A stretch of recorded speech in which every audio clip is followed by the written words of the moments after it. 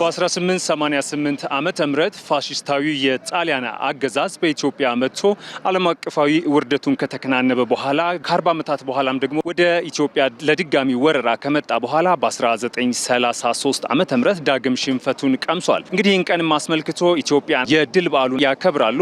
ዛሬም 84ኛውን በዓሉን ለማክበር በ4 ኪሎ በሚገኘው የድል አደባባይ ላይ ተገኝተናል። በዚሁ አደባባይ ላይ በዓሉ ተከብሯል። በፕሮግራሙ ላይም የኢፌዴሪ ፕሬዝዳንት ታዬ አጽቀሥላሴ፣ የተለያዩ ሀገራት አምባሳደሮች እንዲሁም ደግሞ ወታደራዊ አታሼዎች ተገኝተዋል። የኢፌዴሪ ፕሬዝዳንት ታዬ አጽቀሥላሴ እንደተናገሩት ይህ ቀን የድል በዓል እንደመሆኑ የኢትዮጵያን የሆነውን ሁሉ ለመሻማት የሚፈልግ ካለ ዳግም ሊያስብበት ይገባል ሲሉም ተናግረዋል። ሀገራችን እድገትና ግስጋሴዋን የሚበርዳቸው ካሉ በክንዷ ብርታትና በጋሎ እቅፏ አቅልጣ አሳይታናለች። የታሪክ ምስክርነትም ይኸው ነው። ላከበሯትና ፍቅር ሞገስን ትሰጣለች።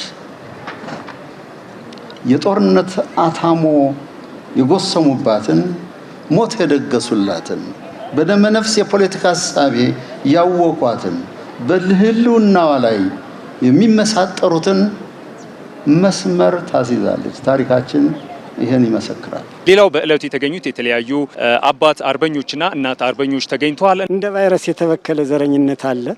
ይሄ ዘረኝነት የወደቀና የከሰረ አስተሳሰብ ስለሆነ ይህን ወደ ኋላ ትቶ ወደ አንድነት መምጣት ይህ ትውልድ ግድ ይለዋል። ዋናው ትልቁ አቋምና መፈክር ጣሊያን ብቻ ሳይሆን ሌሎች አምባገነን ሀገሮች ኢትዮጵያን በቀኝ አዙር በእጅ አዙር ለመግዛት ከራሷ ውስጥ ጠላት እያመነጩ ስለሚተከታተሏት ይህን ተተኪ ትውልድ እንትን በማድረግ በማስተባበር ተተኪ ትውልድ ራሱን በመሳሪያ ብቻ ሳይሆን አሁንማ እኮ ሙሉ ትጥቅ ሙሉ መሳሪያ አላት ኢትዮጵያ።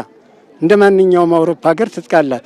ትጥቅ በተለየ አንድነት ካለ ትጥቅን መቀበል የሚችል ተቋም መገንባት አስፈላጊ ነው።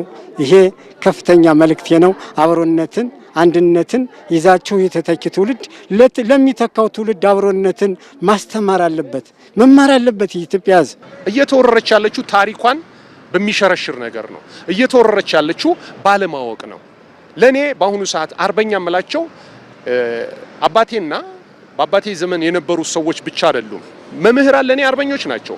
በየገጠሩ ሄደው ማህይምነት ያጠቃውን ማህበረሰብ ማስተማር ለኔ አርበኝነት ነው። የሕክምና ባለሙያዎች ለኔ አርበኞች ናቸው። በየገጠሩ ሄደው ሕክምና ባልተዳረሰበት ቦታ እንደ አርበኛ የገጠሩን ማህበረሰብ በሕክምና መርዳት ለኔ አርበኝነት ነው።